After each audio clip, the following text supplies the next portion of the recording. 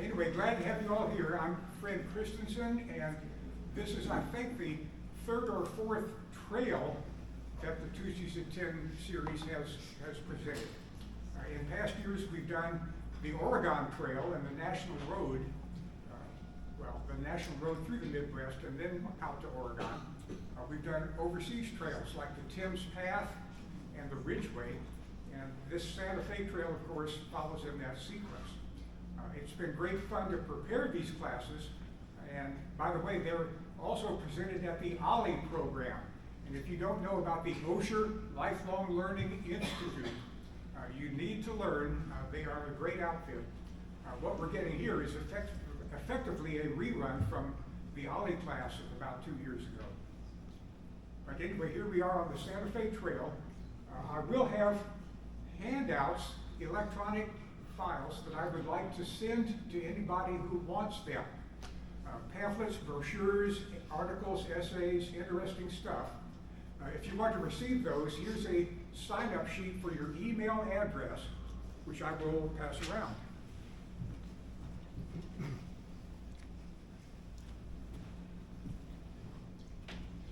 So there's those. This is, I think, going to be an interesting part of American history. Driving the trail is very much still possible. The National Park Service has got it clearly marked. Their official brochures for all these long-distance trails are quite handy, and you will be getting a copy of that when I send out the email attachments.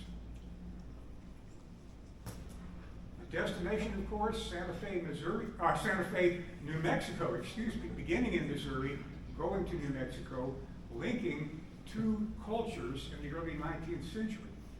The frontier America, U.S. on the one side, the Hispanic world of the Southwest on the other. It all makes a quite interesting story. National Geographic does excellent maps.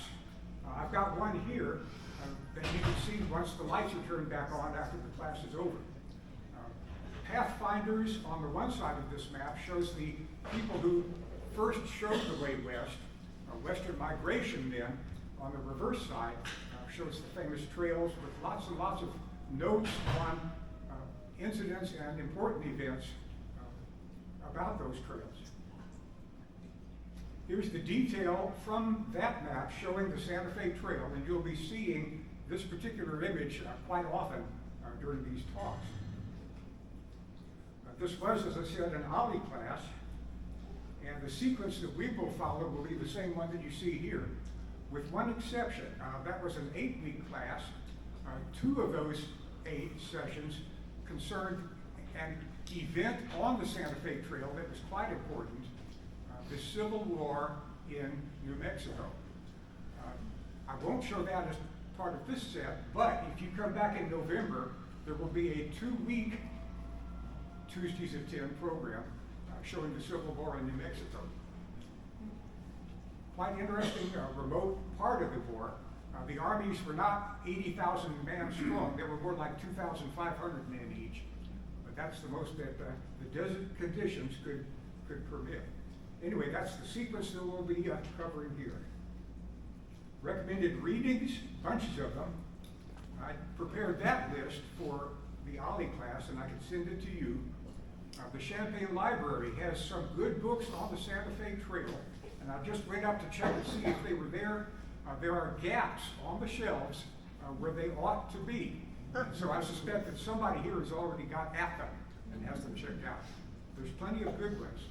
David Derry's book on the Santa Fe Trail is, well, maybe the best single volume story that you can read. The guidebook, for those who want to drive the route, that's the one we used a few years ago on our way west. Half of our family is from Albuquerque. We made that trip many times to take care of aging parents, in-laws out there. But if you want to drive the Santa Fe Trail, it's very full of interesting historical and natural sites. That guidebook is one of several good ones. I'm telling you all about those. Another set of very good books about the trail are the memoirs written in the 1840s, 50s of people who traveled the trails. These are the most famous ones. Hosea Gregg, a businessman, a Santa Fe Trail merchant, wrote The Commerce of the Prairies. A young newlywed Kentucky young woman, Susan McGoffin, wrote Down the Santa Fe Trail, her diary of the encounters. And a young girl who traveled the trail and went back and forth several times, Marion Russell, wrote Land of Enchantment. And if you want a good first-hand account of what the trail experience was like, these are the well-known examples. The National Park Service has done a great brochure folded out into a long strip. I can email you a copy of this, as well as of these other ones on spots that we'll be taking a look at as we travel along the trail. Other articles and essays. This slide I prepared for OLLI, but it applies to you folks as well. These are a few of the handouts that I can send to you and that I hope you'll enjoy.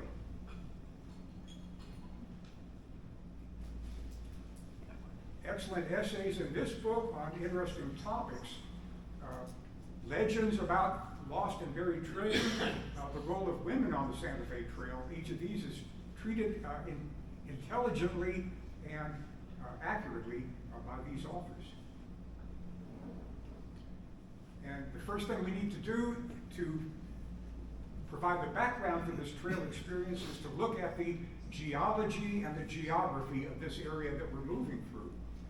That's always the fundamental background to any historical events. Geography shapes history in a lot of ways. The American West is what we're looking at. The Great Plains and then the Rocky Mountains. Hundreds of millions of years of geological activity produced these. Tectonic movement, of course, is the biggest picture over hundreds of millions of years. Uplift and erosion, always at work. Mountains being raised, mountains being eroded. And in the North American plate, these huge plates moving across the surface of the earth at the speed of your fingernails growing. That's the phrase that's always used. The North American plate, and by the way, Illinois, flat and dull, is in the middle of the North American plate. We have been flat and dull for the last 600 million years. But this plate has moved west, colliding with what are called terrains, Japan-sized chunks of land, producing the sequence of mountains, ranges, things like that make up the American West. And then the mountains, once they're in place, affect the land that these pioneers passed through and that the Native Americans lived in. Two big ways, of course. The mountains block moist Pacific air, producing the dryness, the aridity, that means grasses, not trees, are going to be the dominant plant out on the plains. And then the mountains' unending erosion, the rivers flowing down from the mountains to the east, bringing soil with them, depositing that soil, producing a prairie that slopes upward towards the mountains. Again, the geology provides the background. The peoples who we'll be looking at are these groups, these cultural groups, interacting with each other.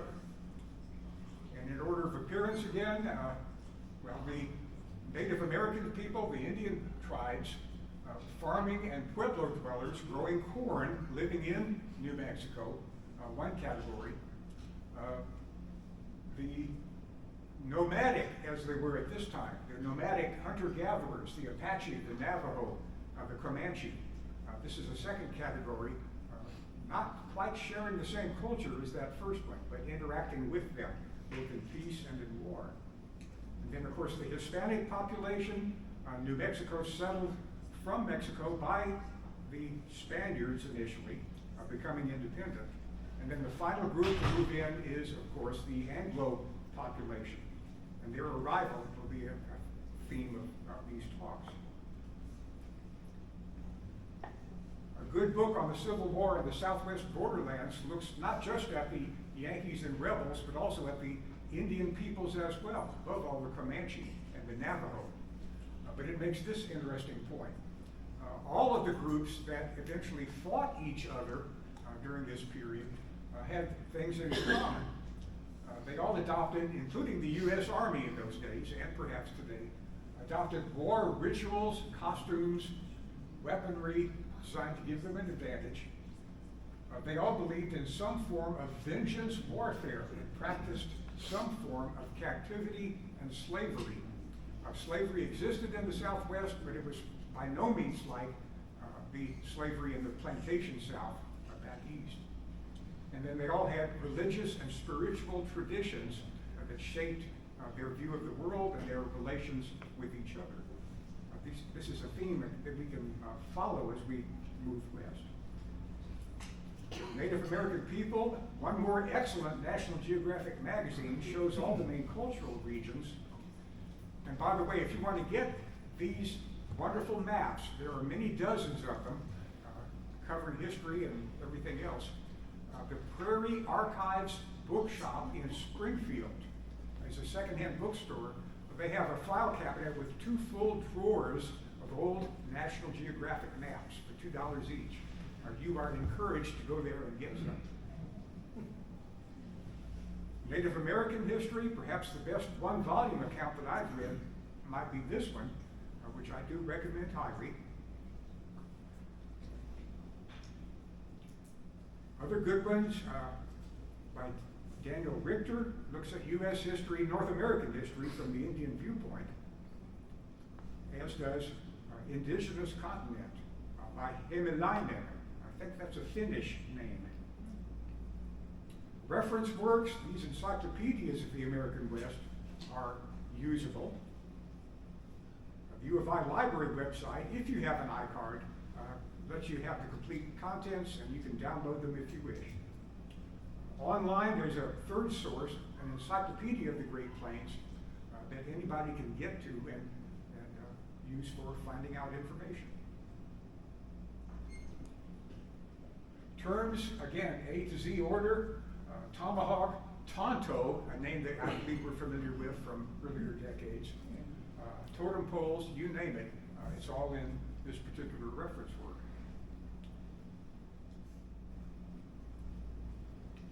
What's in the name? Well, Indians, Native Americans, and if you're from Canada, First Nations, but I'm going to be using these pretty much interchangeably. In a recent census, about half of the Native Americans preferred to be called American Indians, and so we'll go.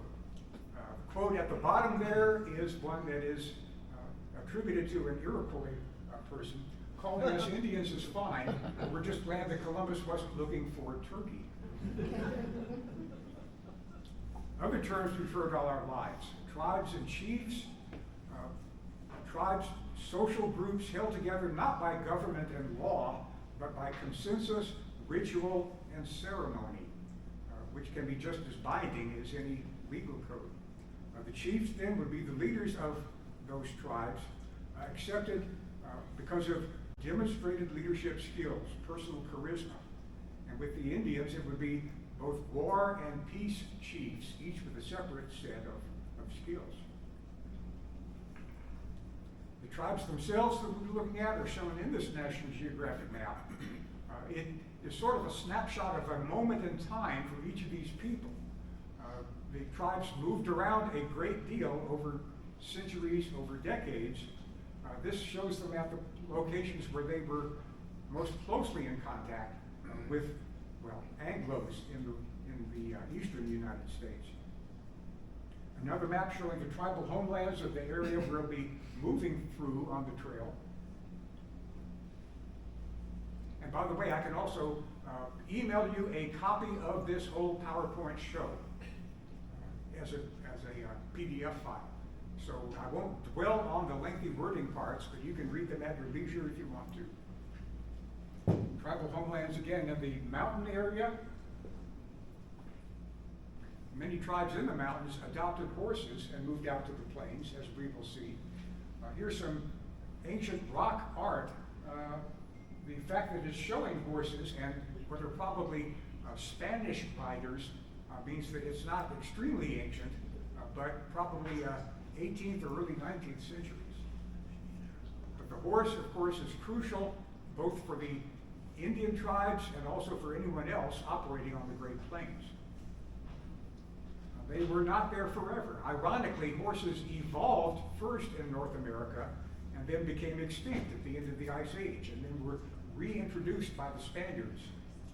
But before the horse, the tribes on the Great Plains lived a pretty humble lifestyle. Dogs dragging travoises, I think I pronounced that right, might carry their worldly goods. Hunting buffalo from foot is an act that required some skill and special abilities. The horse, brought to Mexico by the Spaniards, ran away or were stolen by tribal members, multiplied in great numbers, totally transformed the culture of the Great Plains. And that was in the 18th century, about the same time the United States itself was coming into existence.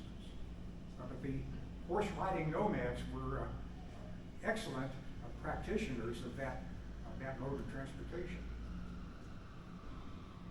Crossing the Great Plains throughout history and prehistory must have been done 2,000 years ago. The Hopewell culture existed here in the Midwest. Ohio and Illinois are the main centers. They did wonderful works of art. They had things that came from areas far away. Obsidian from the Rocky Mountains area, grizzly bear teeth from that area, as well as things like seashells from the Gulf of Mexico. Crossing the plains was done by somebody. We don't know if they sent out parties to bring back stuff, or if items simply passed from one tribe to another until they wound up in the hands of the Hopewell chieftains. 1,000 years ago, there were two centers of impressive cultures in North America on either side of the Great Plains. Chaco Canyon out in New Mexico, Cahokia here in Illinois. Did they know about each other? We don't know. There's no direct evidence of contacts between these two, but they may well have heard about each other. Again, Chaco Canyon building massive palaces, if you will, of stone. Cahokia building huge pyramids of earth. Each one used the raw materials that were available in their area. There's not a lot of hard stone here in Illinois. By 1500, by the time Columbus made it to the Caribbean, the North American areas looked like that, with various language groups shown on this map, the Siouan-speaking languages and others. Pueblo Indians, not a language but a culture, living in their villages called pueblos by the Spaniards. This is a suitable map because it shows what Europeans knew about North America in this particular year. It's quite appropriate to leave in a huge blank. Of course, filling in that blank took a couple of centuries. But they have no idea what was within that. Wild goose chases that we consider that, like looking for gold in the 7 cities of Cibola, made perfectly good sense if you really did not know what was there or not there. But more lands were discovered. All this is from the Penguin Atlas of North American History, excellent publication. Crossing the Great Plains, done by Coronado in 1543, looking for gold and glory and finding neither. By 1600, there was a small Hispanic colony in New Mexico around Santa Fe, the so-called Kingdom of New Mexico, smallest and poorest of the Spanish king's domains. At the same time, of course, English and French colonies were being settled in the east. Explorers passing, for example, down the Mississippi River, going through the land of the Illinois Indians, as they call them, Father Joliet and Marquette, knowing that the Great Plains were out there, not yet crossing them. The same with LaSalle a bit later. The Spanish grip on the Mexican lands, as you can see, a bit more firm by this time. The Spaniards did send a small armed force across the Great Plains to challenge the French, to make them claim good. It did not do well. It was badly battered by the French and their Indian allies. The details are here. I will not read this, but you can read it at your leisure if you get this PowerPoint show. But this is yet another example of crossing the Great Plains to accomplish something. French merchants did the same thing. The Mallet brothers were the first to, pioneer what would eventually become the Santa Fe Trail. They made this journey. They traded with the Spanish government in New Mexico, but it didn't lead to much. Spain and France were quite often at war during these years, and the Spanish policy was mercantilism, which means try to keep your wealth within your domain, try to keep foreigners out. If that sounds a bit like current tariff policy, maybe there are some similarities. But this was even more rigid about that. If a foreign merchant came to Santa Fe, he might well be arrested. French and Indian Wars meant that the English-speaking peoples dominated the Midwest and would in the future dominate the entire North American continent.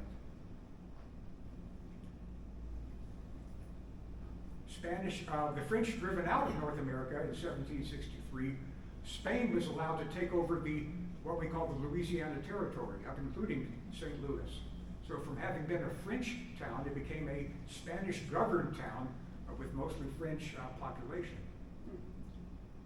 New kid on the block, rebels against the British, forming a new country, and staking a claim to the area as far as the Mississippi River. And when the peace treaty was signed, the United States extended that far. So Americans, as we call ourselves, would have the key role to play in opening the Santa Fe Trail. Late 18th century, two new cultures appearing in this area. That oval you see on the Great Plains is that beginning, evolving, developing horse riding nomadic culture. It's not an ancient culture, it's no more ancient than the United States of America itself. So in this period, there were two new societies developing that would have to interact with each other along the Santa Fe Trail and any other western trails. By 1805, Lewis and Clark pioneered the route to the Pacific. Their own route showed the way not to go, but they left indications for others about more accessible paths through the mountains. And then, 1821-22, Spain is driven out of Mexico by the rebels. Mexico becomes an independent nation. It will have different attitudes towards trade with foreigners. And by 1822, its boundaries are drawn as you see here. And the Santa Fe Trail makes its first appearance on this set of maps. How did they know where they were going? Sometimes they didn't. Our ignorance of the route was complete, said one 1841 merchant. We knew that California lay west, and that was the extent of our knowledge. Maybe it wasn't quite that bad. But these two National Geographic maps on the two sides provided details. The pathfinders are among others, U.S. Army officers, Lewis and Clark, Zebulon Pike, and also the fur traders, the mountain men, Jim Bridger, Kit Carson, Jedediah Smith, Hugh Glass. Explored this area, passed the knowledge on to others, and so the groups that would eventually travel west benefited from those earlier pathfinders. And this was the last great folk migration in history to be done the old-fashioned way, the way it had always been done, wagons, horseback, and on foot. And so this is the ending of a tradition that goes back to these earlier great folk movements. 3,000 years ago, the people of North China colonized, moved into, settled South China, driving out the Thai-speaking peoples. 1,500 years ago, the Bantu-speaking peoples settled southern Africa about the same time as the Germanic tribes were pushing into the Roman Empire. So all of this, again, was done with the maximum possible speed for some of these peoples, that of riding a horse. But our movement west, and the wagons we'll see, were the ending of this very ancient tradition. Native Americans that the people on the Santa Fe Trail would have to interact with as they began their march. Those Native Americans had originally lived in the eastern United States, and official U.S. policy under Andrew Jackson, above all, was to move them west, free up their eastern lands for white settlers, and arrange them out on the edge of the Great Plains in what was described with a straight face as the permanent Indian frontier. But the Midwestern tribes were all moved out there from those areas into those areas. And so the first Indian peoples that the wagon trains leaving Missouri would interact with were those who had a long experience of, well, working with, knowing about, previously fighting against the Americans, the white Americans. These are video segments that I originally used with this image, prepared by Don Francisco, a good friend who helped make my home movies, one or two of which you'll see here. But this is the sequence of the beginning of the trail that we can now take a look at. The National Park Service map is packed with information. It does fold out into a long strip. It does show that St. Louis, of course, on the Mississippi, would be the big commercial center funneling trade goods of all sorts out into the western lands. And then up the Missouri River to whichever town was the farthest west point of settlement in the 1820s, 1830s.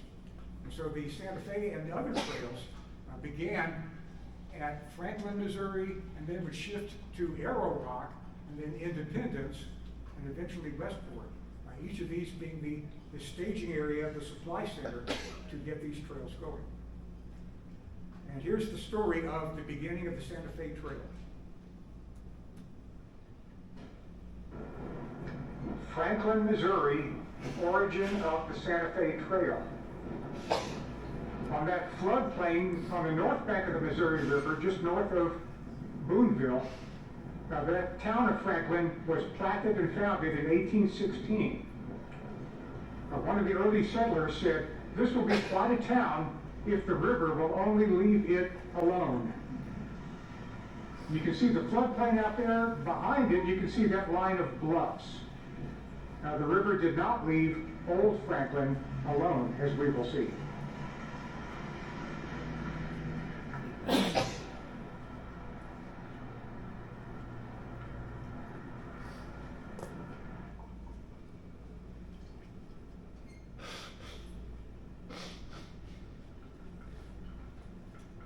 That's a quote from Hosea Gregg. Here on the north bank of the river, we're standing at the center of Old Franklin. The town square was about 2 blocks that way. The town itself covered this area.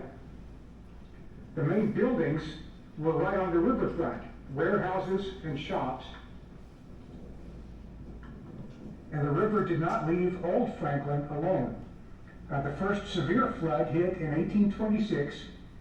Another one even worse was in 1828, and it was at that time that the townspeople began relocating up to the bluffs above the floodplain in that direction, where today's New Franklin exists. But this was the town right here where the Santa Fe Trail originated. 500 feet west of here, the building in which was published the Missouri Intelligencer and Boonslick Advertiser stood. The first newspaper printed west of St. Louis, first issued in April 1819. The contents of that newspaper are of tremendous importance to the historians because that newspaper recorded the departures and the arrivals of the merchants on the Santa Fe Trail.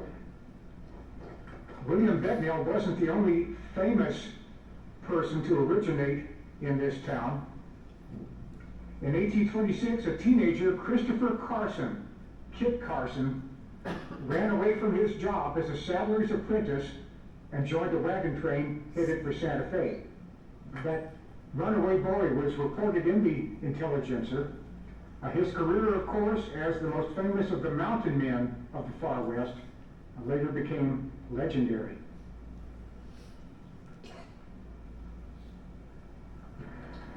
Old Franklin in 1820 was the second largest town in Missouri Territory with more than 225 buildings. The floods, though, did it in. The town's population of about 1,700 moved north to higher ground. 1828, New Franklin came into existence. No photographs at that time, but pictures later in the 19th century show what this town looked like.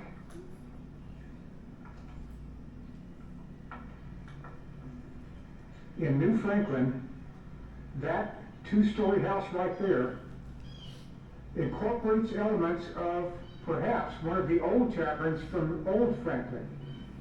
One tavern was put on logs, moved up here. Much remodeled since then, of course. If this is the old tavern, then this may be the house where the famous Missouri portrait painter George Caleb Bingham, as a boy, watched another artist, Chester Harding, finish a painting of the elderly Daniel Boone. Harding had stopped by Boone's house a year before Boone's death and had him propped up for a portrait. Bingham, who may have watched this as a young boy, went on to become one of Missouri's most famous painters.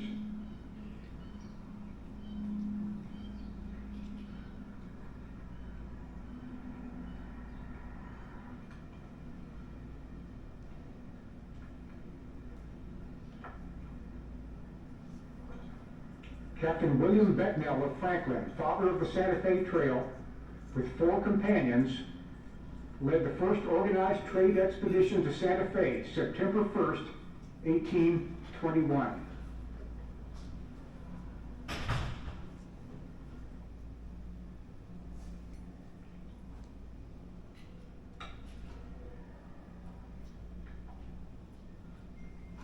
He didn't know what his reception would be.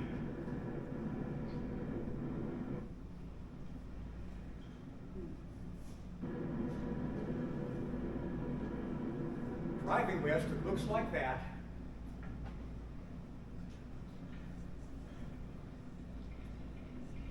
Becknell may have looked like that, we really don't know. But you can definitely tell when you're getting onto the Great Plains. A couple miles north of the Arkansas River, Pawnee Rock is one of the major landmarks on the Santa Fe Trail. Those trees over in the distance mark the line of the Arkansas River.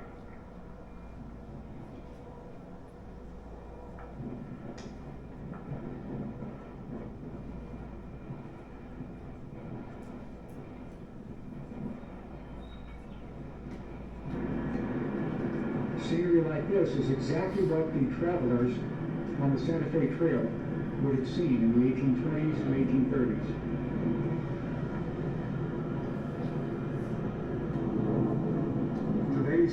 Highway 350 follows pretty much the line of the Santa Fe Trail, running southwesterly from today's Winter, Colorado to Trinidad, Colorado, approaching the Rocky Mountains.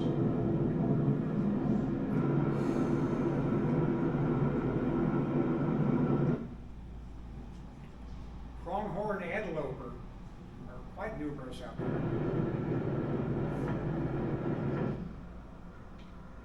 A couple of miles south of Las Vegas, on the Santa Fe Trail, that gap in the mountains to the west has come to be known as Kearney Gap.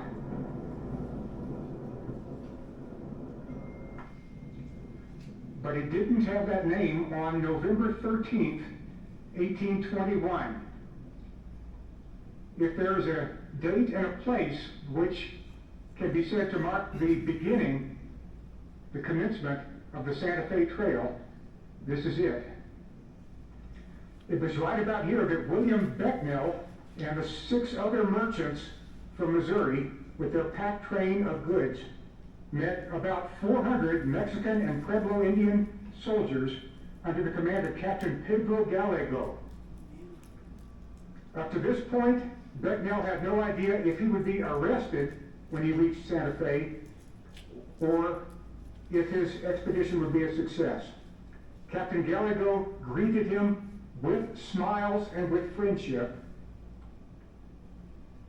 The Santa Fe Trail was a reality. Captain Gallegos and his men were very friendly, but they spoke no English. And no one in Becknell's party spoke Spanish. That indicates a certain level of cocky confidence on the part of English-speaking merchants heading for Santa Fe. In any case, the 2 groups camped together for the night.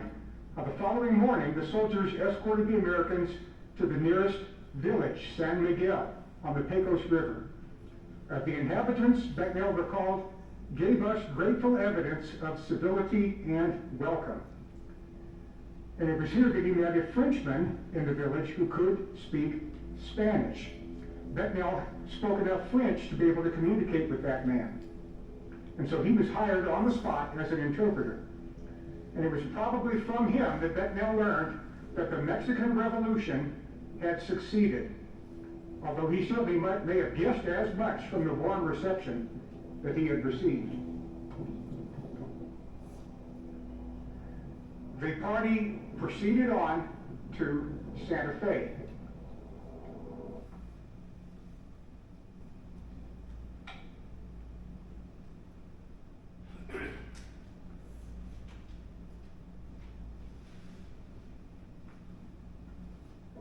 And soon after arriving in that town, Becknell met with Governor Facundo Melgares, who expressed his warm desire that Americans should come to Santa Fe. The governor had received a memo from the new government in Mexico City indicating that with respect to foreign nations, we shall maintain harmony with all, commercial relations, and whatever else may be appropriate. So Becknell's fortune was made, and the Santa Fe Trail was a reality.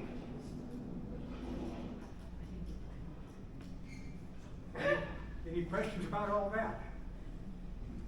The count of whether it was 4 or 6 people is a contradiction in the information that's provided that various historians have had to live with. It'll be one of life's unanswered questions. What did you mean at the end when you said his fortune was made? Oh, literally, Becknell's fortune was made. He returned with sacks full of Mexican pesos. The silver mines in Mexico provided the coinage that made its way back into the United States at this time. And the story is that when he got back to Franklin, he ripped open sacks, poured out huge amounts of silver into the drainage area near the local bar, I guess, or tavern. He did regather all the silver, I'm sure, right afterwards, but he wanted to make that demonstration. So that's the trail. If you want to go out there and visit the Kansas City and Independence area, as this list here shows, there's a great many historic sites that you can enjoy. Museums, old houses, all sorts of interesting things. We'll skip this segment for time purposes, but this makes the point that as the settlement moved on west, each town farthest west would become the origin of the trails going out to, well, either Santa Fe or Oregon. Looking like that as they left Independence, Missouri. The trade goods they carried with them, of course, had to be brought up the Missouri River. And the steamboats that did that had some difficulties at times. Both the Missouri and the Mississippi were totally wild and untamed at this time, far removed from their condition today. And one thing that every steamboat captain had to worry about was this. Snags were such a problem, pilots went to the trouble of giving names to their different shapes and behaviors. Depending on how they sat and moved in the water, they were classified as follows. Sawyers swayed back and forth with the current. Preachers bowed in and out of the water. Planters lodged in the river bottom. Sleepers hid beneath the water's surface. So those are the categories. But the things that they did to the ships could be quite damaging. The steamboat Arabia, well, there's in the museum in Kansas City, which I highly recommend to all of you, the contents, perfectly preserved contents of this sunken steamboat are on display, and it's an astonishing array of things. There's also a map there showing all of the wrecked steamboats along the Missouri River, dozens and dozens of them. This one was sunk by hitting a snag. The river changed its course as the rivers did. The cargo was buried in a farmer's cornfield, discovered 2 centuries later, and put on display here. Hello everybody and welcome back to Inspecting History. I'm Julian Gower and today we are at the Steamboat Arabia Museum in downtown Kansas City, Missouri at the River Market area. Now this museum houses a riverboat that sank on September 5th, 1856 at Quindaro Bend on the Missouri River near Parkville, Missouri. And over the years, the river shifted and it covered up this boat. And in 1987, Bob Hawley with his sons Greg and David and Jerry Mackey and David Luttrell dug up this boat and all of its contents. And as you can see, there's not much of this boat left. You saw the pictures from before. This is the stern, so the back of the boat. And that arm right there is the tiller, and there would be a rope that would be tied to this rudder, and that's how they would steer this thing. I'm really shocked that there's any wood left whatsoever, but that's not why we're here. We're here to see the 200 tons of cargo that they salvaged. So the Steamboat Arabia was headed west on the Missouri River. They were headed out to the frontier. They were taking all of this cargo out to general stores so they could sell them to the pioneers and the immigrants. Pretty much everything that you needed to set up a new life was on this boat. I mean, look at all of this china. A lot of the items that we're seeing are from New York City. I mean, look at all of those knives. And no, you're not seeing double. Those are glass bottles that are 3 deep.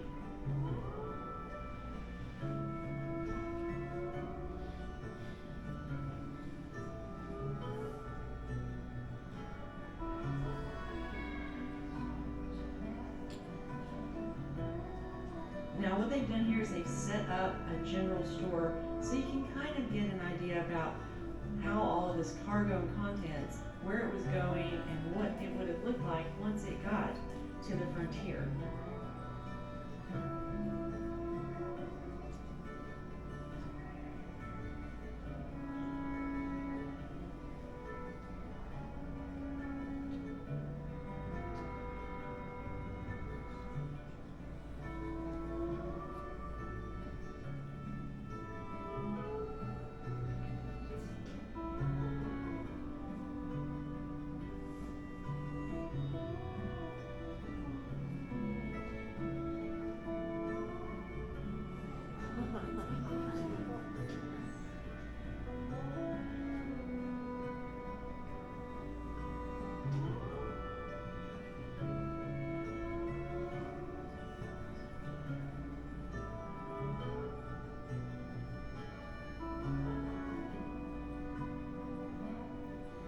Shoes.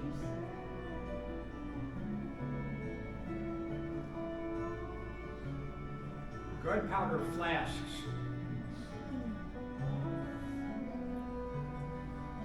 with single-shot, muzzle-loading rifles, muskets.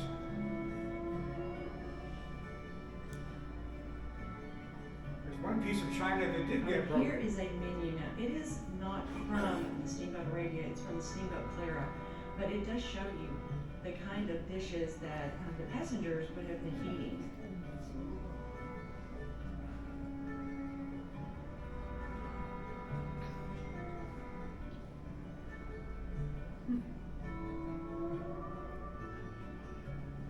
Again, it is super dark. They keep it really dark in here. But these are like brass buckles and buttons. And you guys, this is what is just astounding me. You want a button? Yeah, you can have a button. What color? Oh, we got that color. We have every color of button you need. Look at all those buttons.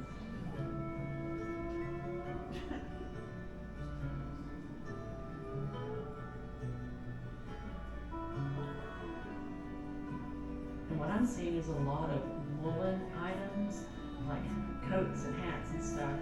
And then there are all the shoes and the boots. There are so many boots.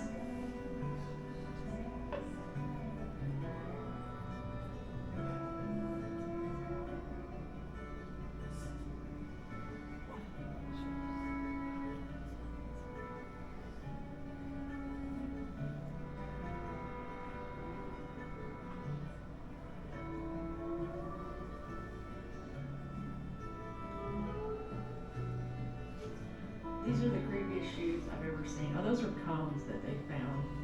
And again, the rubber, these lights are only on for a minute or two. Are those not the ugliest, creepiest shoes you've ever seen in your life?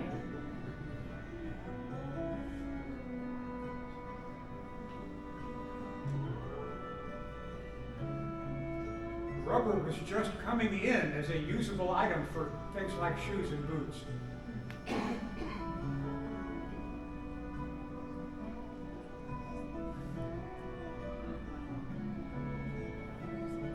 Over in this room, this is anything that you need to build a cabin. You have all of your tools. So these are hinges and some doorknobs, and then looks like some skeleton keys. So anything that you need to build your cabin, they're going to have it for you here.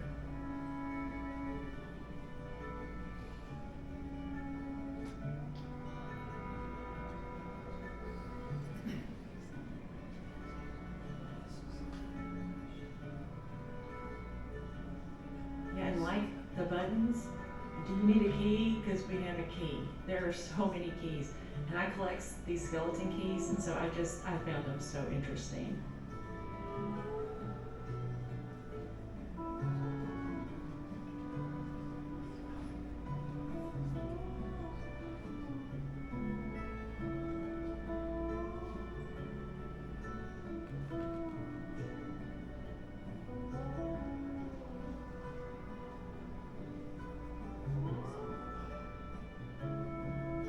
And that is the tree that sunk the Steamboat Arabia. I hope you guys enjoyed your time here with me today. I certainly did. Like a lot of the places I go on my channel, I've never been here before, and I was really, really interested to see all the artifacts. And they still have 60 tons that they are cleaning, and their exhibits are changing all the time, so I will definitely be back. Well, that's all from here. Thanks for joining me, and I will see you next week. You won't see her next week, but go back to the tutorial. Questions, yeah. How long was that steamboat to have all that stuff in? It must have been They huge. packed stuff pretty tightly together. The steamboat was, well, let's see. Like A that. couple of 100 feet, not a gigantic boat, but Huh. they were extremely good at packing as much as they possibly could into a limited space. So what we saw in that museum came from one boat? All that was the entire contents of one steamboat. The boats supplying the trade on the Missouri River, there would be dozens of them operating at any one time. There would be thousands of customers, not hundreds of thousands by any means yet, but the population requiring this stuff grew enormously every single year. Plus, trade goods heading for Santa Fe would eventually find their way to Mexico City.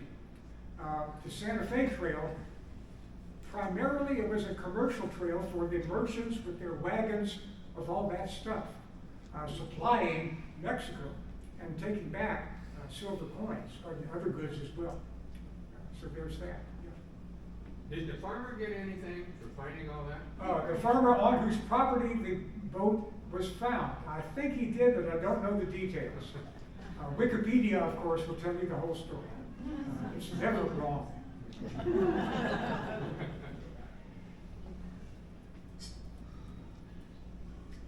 But anyway, that's the trail that we're looking at here. Any other questions? I think we're done a couple of minutes early. I could have shown that extra video, maybe. Yeah. It said 150 people were on the ship and they all survived. Okay, somebody's already Googled it. This happens all the time in the 21st century talks and classes. There were no casualties when the boat sank. It was hulled or holed, whichever word you want to use. It sank slowly enough that everybody could make their way to the banks nearby. Another question, I guess a lot of the merchants were bankrupt because of that. Say again? I said the merchants were probably bankrupt with the loss of their property. A lot of people who lost property thanks to this, well, some companies, some firms may have been bankrupted. The owners of the boats had their problems. Many of these boats were independently owned by entrepreneurs of their own who were good at navigational skills on tricky rivers, but not all of them by any means good enough.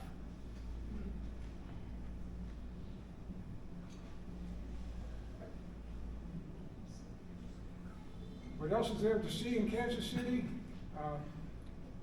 One detail mentioned here, the ruts. As you move out onto the Great Plains, you get into an area that was quite dry.